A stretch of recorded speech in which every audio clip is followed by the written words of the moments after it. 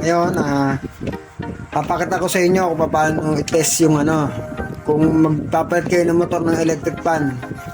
Papakita ko sa inyo kung paano i-test kung good yung nabili nyo. Yan. Ito, common to. May color coding yan. Yung green common. Tapos yung white, black, tsaka red. Ito 1, 2, 3. Lalagay sa 1, 2, 3 yan. Kasi dalawang dilaw sa capacitor yan. Ngayon, checkin natin. Gagamitan natin ng analog. Yan. Lagay nyo sa times 10 o times 1. Pwede yan. Tapos ano nyo kung okay, mapalo. Ngayon, kunin nyo itong neutral. Yung kulay green. Ito, kukonekta to sa line 1 ng cord, AC cord. Tapos kukunin nyo yung black. Lahat yan, i-test nyo. Black. Ayan. Okay. Tapos kunin nyo yung red.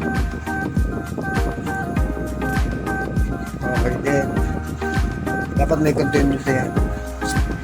Yung white. Pag hindi yan pumalo, ibig sabihin mayroong putol. Hindi pwede yun. Sa dalawang capacitor, wala may palo. Meron. Tapos, test nyo ulit ito.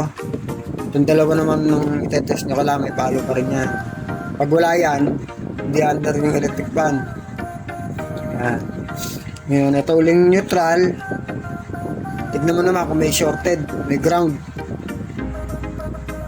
Ilalagay nyo ito sa ito sa body. Yan. Kailangan hindi gagalaw yan. Yan. Hindi gumagalaw, di ba? Kasi pag yan gumalaw, sabihin, yung winding may shorted dito. Yan, okay yan. Wala siyang short sa ground. Okay, yan lang po.